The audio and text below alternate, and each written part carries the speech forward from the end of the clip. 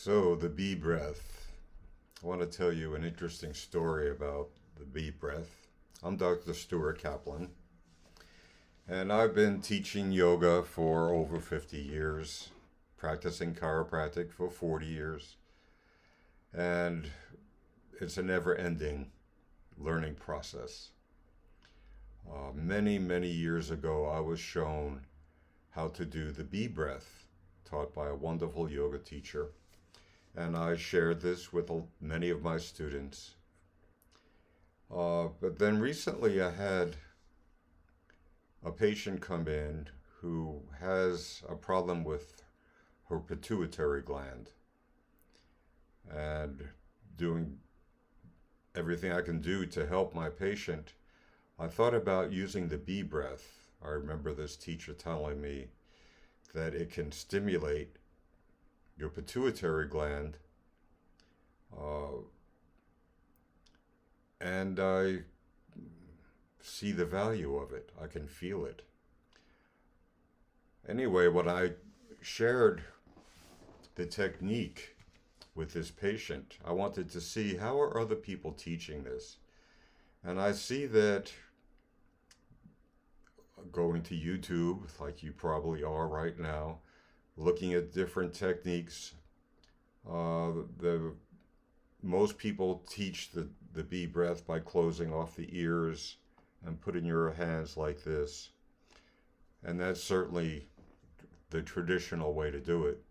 Somehow, I've been teaching it differently for all these years from what this one teacher taught me, and I really like this to help directing energy toward the pituitary gland. The sphenoid, the bone where the pituitary gland sits, is my favorite bone in the body. It's just amazing. It has wings that come out right here. If you put your hands right here and kind of move it, you're moving the wings of this sphenoid bone. I'll see if I can insert the sphenoid bone picture in here for you to get an idea. It's a beautiful bone. Looks like a bat. And in the sella turcica, in the very middle of this bone, sits the pituitary. There are people who do cranial manipulation and say that by manipulating this bone, you can affect the pituitary. And the yogi that taught me this breath said that you're directing energy toward your pituitary and stimulating your sphenoid bone. When you breathe, according to some people, and I can feel this, when you breathe in, the wings of the sphenoid start to move and kind of milk your pituitary. So how do you do, or how do I teach the bee breath?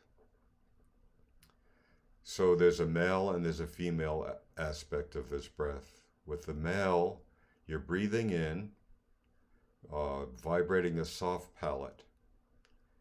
And it's like a snore. And that's the male part. And then the female part, you're breathing out and doing a high-pitched hum. So it goes like this. You put your hands here, with the way that I teach it, and you breathe in, vibrating your soft palate.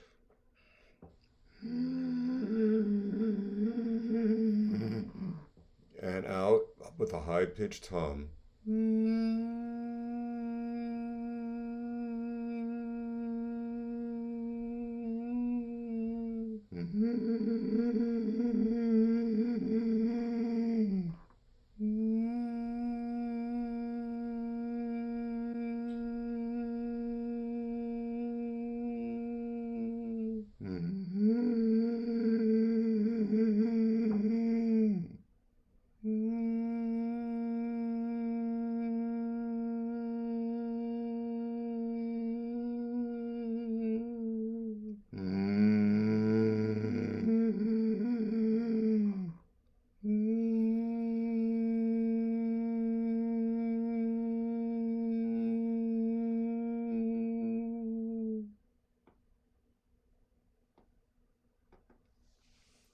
That's the bee breath. And it is a very powerful breath. And Stimulating the pituitary is good whether or not you have a problem there or not. It's the master gland of the body is controlling so much of what's going on inside your body. So practice this bee breath. Uh, Let me know how it works for you. Like my channel and comment. Tell me how this bee breath works for you the way that I've been teaching it for decades and decades. So again, I'm Dr. Kaplan. There's lots more meditations and things that I offer on my website, guided meditations for you. So again, enjoy the bee breath.